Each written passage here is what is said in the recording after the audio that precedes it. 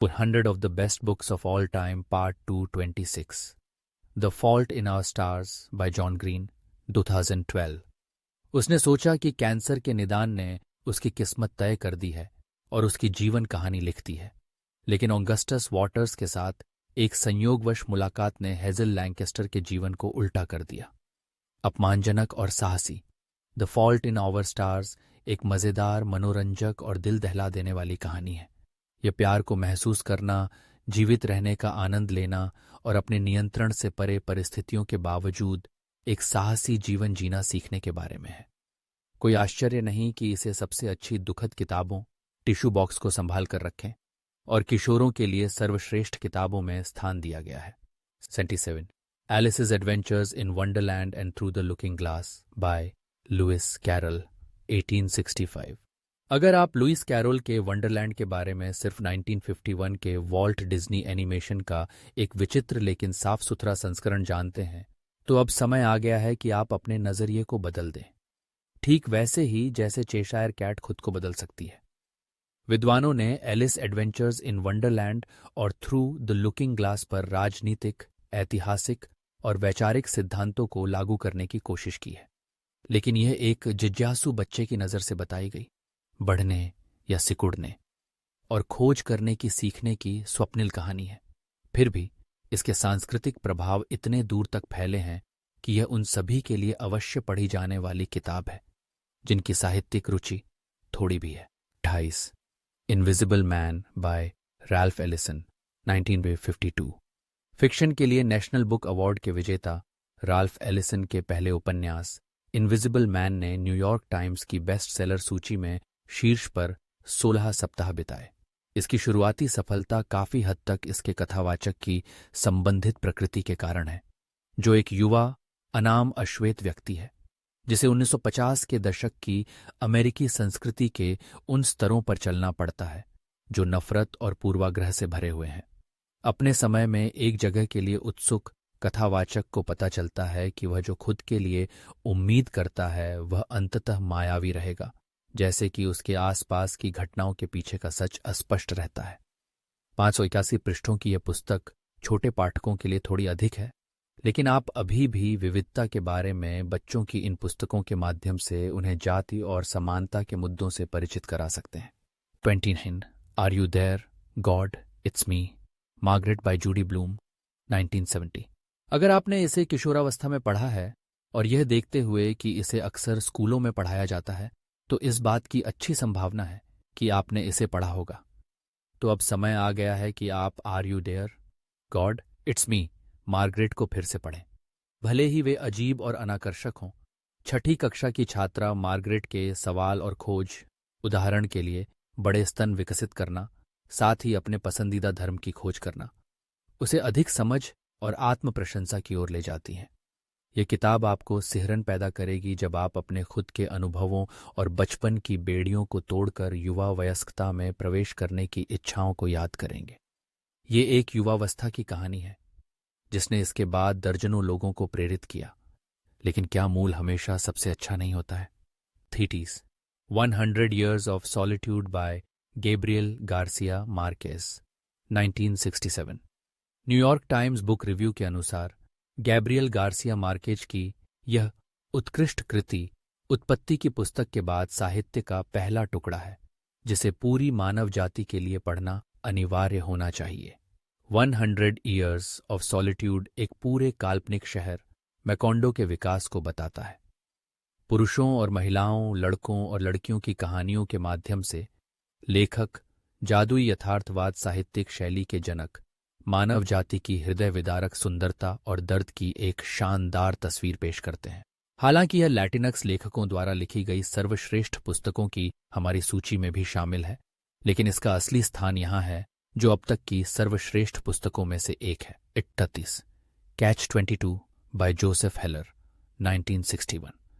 अगर आप इस अमेरिकी साहित्य क्लासिक के बारे में सिर्फ निर्णय लेने के बारे में बोलचाल की भाषा में ही जानते हैं, तो एक डार्क और कॉमेडी से भरपूर किताब Catch-22 को पढ़ें। द्वितीय विश्व युद्ध के दौरान एक इतालवी बमवर्षक दल का सदस्य योसेरियन अपने कमांडरों द्वारा उसे और उसके सैनिकों को उड़ाने के लिए मजबूर किए जाने वाले आत्मघाती मिशनों की बढ़ती संख्या से खुद को बचाने के लिए बेताब है। मुश्किल तब आती है जब उसे पता चलता है कि भयावह नौकरशाही नियम कैच-20 उसे समझदार के रूप में वर्गीकृत करता है और इस प्रकार राहत के लिए अयोग्य है अगर वह ड्यूटी से हटाए जाने का अनुरोध करता है। इस पुस्तक ने युद्ध विरोधी गान और व्यक्ति बनाम समाज के प्रतिनिधित्व के रूप में धूम मचा दी। 31 Persepolis the story of a childhood by Marjane Satrapi 2000। इस शक्तिशाली ग्राफिक उपन्यास के माध्यम से सतरापी शाह के तख्ता पलट, इस्लामी क्रांति के उदय और ईरान इराक युद्ध के विनाश के दौरान तेहरान में अपने बचपन की कहानी बताती है। दो मार्क्सवादियों की बेटी और ईरान के अंतिम सम्राटों में से एक की परपोती के रूप में सतरापी ईरान में दैनिक जीवन की कहानियों को सुनाने में एक अनूठा दृष्टिकोण और स्थिति रखती है। सतरापी के साथ इस आकर्षक देश को परिभाषित करने वाले इतिहास और नायकों के बारे में जानें। पुस्तक ने अपने आधुनिक रूप, एक ग्राफिक उपन्यास और एक ऐसे देश पर महत्वपूर्ण नज़दीकी नज़र के लिए पाठकों का ध्यान आकर्षित किया जिसके बारे में अधिकांश अमेरिकी केवल समाचारों से ही जानते हैं। 33 शार्लेट्स वेब बाय E.B. वाइट 1952। आप शार्लोट, विल्बर और टेम्पल्टन से मिलने के लिए कभी भी बूढ़े नहीं होते। दोस्ती और समर्पण की यह दिल को छू लेने वाली कहानी युवा विल्बर, एक छोटे से सुअर की कहानी है क्योंकि उसे एक मौत से बचा लिया जाता है लेकिन बाद में उसे लगभग निश्चित मौत के लिए भेज दिया जाता है। छोटे सुअर की मदद करने के लिए बेताब शार्लोट, एक खलिहान मकड़ी, एक ऐसी योजना बनाती है जो युवा विल्बर के लिए प्रतिभा और जीवन बदलने वाली साबित होती है। शार्लोट की वेब परिवारों के लिए एक मार्मिक बेहतरीन किताब बनी हुई है। चौटीफ्यूस slaughterhouse 5 by Kurt Vonnegut 1969। Slaughterhouse 5 एक विज्ञान कथा से भरपूर युद्ध विरोधी उपन्यास है जो अमेरिकी सैनिक बिली पिलग्रिम का अनुसरण करता है। कहानी में एक केंद्रीय घटना, साथ ही वॉनगट के अपने जीवन में ड्रेस्डेन पर बमबारी है। पिलग्रिम अपने जीवन की कई घटनाओं को उस घातक घटना के परिणाम के रूप में देखना शुरू कर देता है। स्लॉटर हाउस 5 का अधिकांश भाग आत्मकथात्मक है लेकिन इसने पुस्तक के असम्मानजनक लहजे और सेक्स और अपवित्रता के अनफिल्टर्ड चित्रण के कारण सेंसरशिप के लिए दबाव नहीं रोका है। एक भाग भविष्य की कहानी, एक भाग चिंतनशील संस्मरण। स्लॉटर हाउस 5 को अक्सर वॉनगट के लेखन का सबसे महत्वपूर्ण हिस्सा माना जाता है। 33 cutting for stone by Abraham Verghese 2009। Abraham Verghese ने कटिंग फॉर स्टोन में रहस्यों, विश्वासघात, प्रेम और मुक्ति की एक शानदार कहानी को एक साथ पिरोया है। मैरियन और शिवा स्टोन, एक भारतीय नन और एक ब्रिटिश सर्जन के बीच गुप्त मिलन से पैदा हुए जुड़वां भाई, अपनी मां की मृत्यु और पिता के लापता होने के कारण कम उम्र में ही अनाथ हो जाते हैं। खून और बंधन से बंधे ये दोनों युद्धग्रस्त इथियोपिया को छोड़कर न्यूयॉर्क शहर चले जाते हैं लेकिन बाद में वापस आकर पाते हैं कि उनके भाग्य और भविष्य उनके अतीत से जुड़े हुए हैं। यह उपन्यास चिकित्सा के अपने चित्रण के लिए अभूतपूर्व था जो मुख्य रूप से प्रक्रियाओं के बजाय लोगों पर केंद्रित था। 36 the autobiography of Malcolm X as told to Alex Haley by Malcolm X and Alex Haley 1965। Malcolm X की आत्मकथा अमेरिकी इतिहास के उस युग की निर्णायक कृति है जब सांस्कृतिक, नस्लीय और धार्मिक विचारधाराएं अपने चरम पर थीं। मैल्कम एक्स, एक उग्र मुस्लिम और एकीकरण विरोधी नेता, अमेरिकी सपने में अपनी सीमाओं को प्रकट करता है और उन परिवर्तनों को प्रकट करता है जो इच्छा शक्ति और प्रयास के बल पर किए जा सकते हैं। मजेदार तथ्य, सह लेखक एलेक्स हेली कभी रीडर्स डाइजेस्ट में संपादक थे।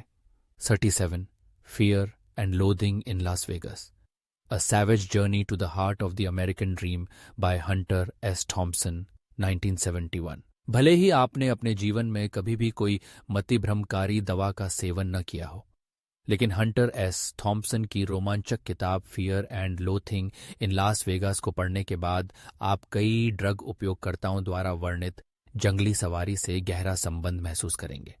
यह पुस्तक लास वेगास में एक जंगली लंबे सप्ताहांत की कहानी है जहां उन्हें और उनके समूह वकील डॉ गोंजो को नेवादा के रेगिस्तान में बाइकर्स की दौड़ को कवर करने के लिए भेजा जाता है। नशे में धुत इस जोड़ी को कभी भी कहानी समझ में नहीं आती। बहुत ज्यादा स्पॉइलर नहीं, लेकिन यात्रा से जो निकला वह एक बीते युग की एक यात्रा है। 30 interpreter of maladies by Jhumpa Lahiri 1999। लघु कथाओं के इस संग्रह में झुम्पा लाहिड़ी ने जटिल गतिशीलता को रेखांकित किया है जो तब मौजूद होती है जब भारतीय परंपरावाद एक अमेरिकी संस्कृति से मिलता है, जो अक्सर जटिल सांस्कृतिक गतिशीलता के लिए बहुत कम सम्मान देती है जिसे वह समझ नहीं पाती है। प्रत्येक पात्र की कहानी पहचानने योग्य विषयों का पता लगाती है, लालसा, वासना, विश्वासघात, लेकिन उन्हें एक जटिल कहानी लाइन में बताया गया है जो विवरण से भरपूर है। यह हमारी आधुनिक बहुसांस्कृतिक दुनिया में एक महत्वपूर्ण पठन है। 30 the diary of a young girl by Anne Frank 1947।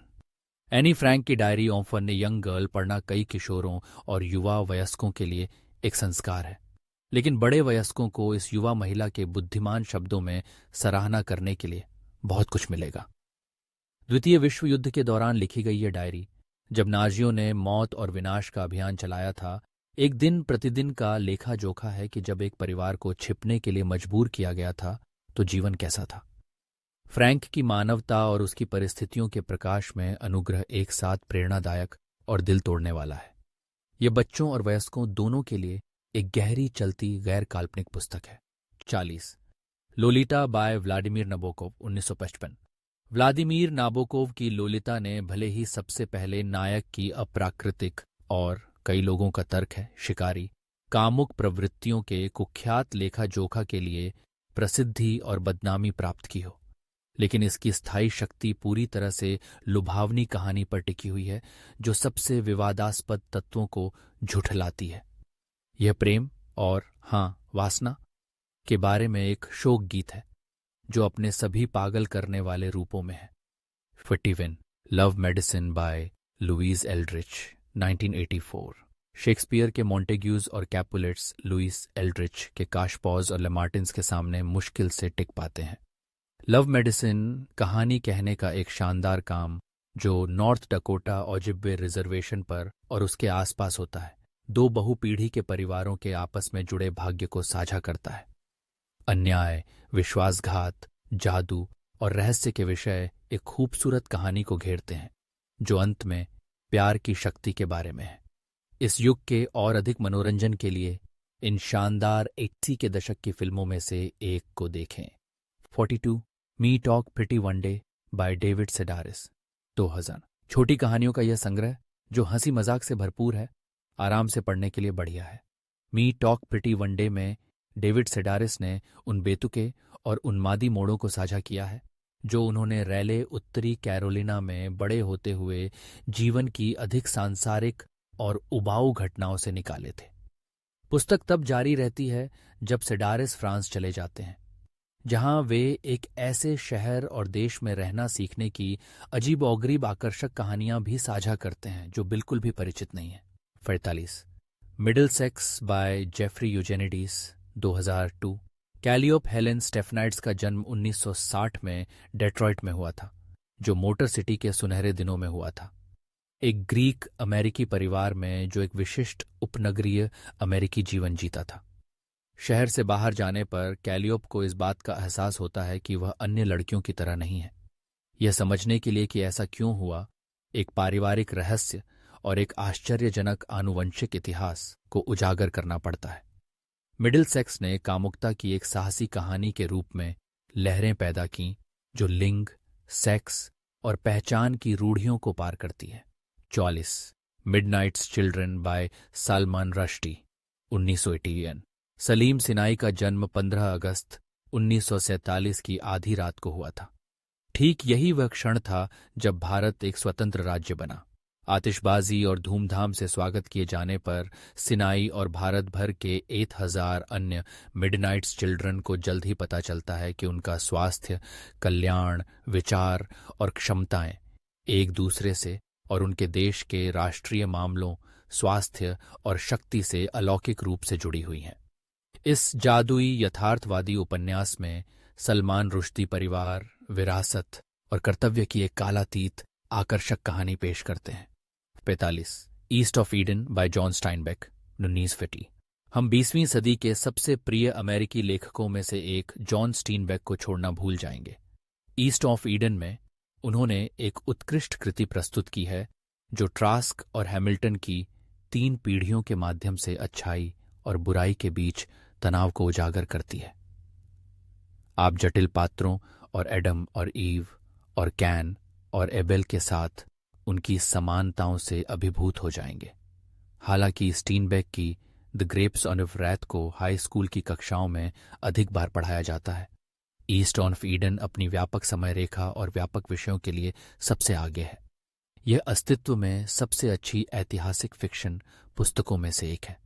छोटी ईस, Moneyball, the art of winning an unfair game by Michael Lewis, 2003। Oakland Athletics को खारिज कर दिया गया, त्याग दिया गया और अनदेखा कर दिया गया। फिर भी किसी तरह वे मेजर लीग बेसबॉल में सबसे सफल फ्रेंचाइजी में से एक बन गए। क्या यह उनकी थ्रोइंग प्रतिभा थी या उनका ERA? नहीं, बिल्कुल नहीं। इसके बजाय, जैसा कि माइकल लुइस बताते हैं, बेसबॉल जीतने का असली रहस्य कौशल से कम और आंकड़ों से ज्यादा जुड़ा है, जिसे अब तक की सबसे प्रभावशाली बेसबॉल पुस्तक के रूप में वर्णित किया गया है। लुइस के रहस्यों और शौकिया बेसबॉल उत्साही लोगों के एक असामान्य भाईचारे को प्रकट करता है, जिन्होंने जीतने वाली बॉल टीम होने का असली रहस्य पहचाना है। यह पुस्तक, जिसमें एक अमेरिकी परंपरा के बारे में एक निश्चित रूप से अमेरिकी कहानी है, किसी भी अमेरिकी पाठक की बुकशेल्फ पर होनी चाहिए। 47 of human bondage by W. Somerset मॉगम, 1915 W. सोमरसेट मॉगम की किताब ऑफ ह्यूमन बॉन्डेज को पढ़ने के बाद आप शायद कोई बड़ा जीवन सबक न सीख पाएं, और शायद यही बात इस उपन्यास को इतना अनूठा बनाती है। अनाथ नायक फिलिप कैरी हिडलबर्ग और पेरिस में अपने संक्षिप्त प्रवास के अलावा रोमांच और प्यार के लिए तरस रहा है। जल्द ही वह लंदन पहुंच जाता है, अन्वेषण करने के लिए उत्सुक रहता है और अपने सबसे बड़े रोमांच से रूबरू होता है। मिल्ड्रेड, आकर्षक वेट्रेस और भटकती अनाथ लड़की, एक बेहद काल्पनिक लेकिन यातनापूर्ण और पीड़ादायक संबंध में उतरती है। इस पुस्तक को व्यापक रूप से 20वीं सदी की अंग्रेजी क्लासिक माना जाता है। 48 on the road by Jack Kerouac, 1957। On the road द्वितीय विश्व युद्ध के बाद दोस्तों के बीच एक सुखवादी क्रॉस कंट्री रोड ट्रिप की कहानी है, जो जैक केरॉक के दोस्त नील कैसडी के साथ रोमांच से प्रेरित एक कहानी है। रास्ते में अर्थ और सच्चे अनुभव खोजने के लिए उत्सुक यह जोड़ी नशीली दवाओं से प्रेरित पलायन और प्रतिसंस्कृति अनुभवों में सुख की तलाश करती है। यह पुस्तक अमेरिकी प्रतिसंस्कृति क्लासिक्स कैचर इन द राई की तरह के बीच अपने सर्वव्यापी स्थान के लिए अवश्य पढ़ी जानी चाहिए। 49 out of Africa by Isak Dinesen, 1936। Isak Dinesen Danish लेखक करेन ब्लिक्सन का उपनाम, द्वितीय विश्व युद्ध के ठीक बाद ब्रिटिश पूर्वी अफ्रीका में जीवन का वर्णन करता है, जबकि कहानियों का संग्रह उस समय के नस्लीय पूर्वाग्रह और औपनिवेशिक दृष्टिकोण से मुक्त नहीं है। आउट ऑफ अफ्रीका दुनिया के एक ऐसे क्षेत्र की झलक देता है जिसे आधुनिक देशों के आने वाले युग की कहानी बताते समय काफी हद तक अनदेखा कर दिया जाता है। काल्पनिक और आकर्षक, दिनेसेन की पुस्तक शेर के शिकार और मूल आबादी और यूरोपीय उपनिवेशवादियों के साथ जीवन की कहानियों को चित्रित करती है, साथ ही एक अनाथ मृग के बच्चे को पालने और मुक्त करने की एक सुंदर कहानी भी है। यह पाठकों को इतिहास में एक बहुत ही विशिष्ट स्थान और समय की झलक प्रदान करता है। 50 and then there were none by Agatha Christie, 1930। Paperback रहस्य और ई-बुक्स से भरी दुनिया में अगाथा क्रिस्टी अब तक की सबसे लोकप्रिय प्रसिद्ध रहस्य लेखकों में से एक हैं। उनके विशाल संग्रह में and then there were none अक्सर शीर्ष पर पहुंच जाता है। यह एक क्लासिक रहस्य है। 10 अजनबियों को एक निर्जन द्वीप पर एक दूरस्थ हवेली में आमंत्रित किया जाता है। एक बार जब वे पहुंच जाते हैं तो प्रत्येक अतिथि पर हत्या का आरोप लगाया जाता है। तो वास्तव में क्या हुआ और कौन जिम्मेदार है, पता लगाने के लिए एक प्रति खरीदें। आखिरकार ये गर्मियों में पढ़ने के लिए एक बढ़िया किताब है।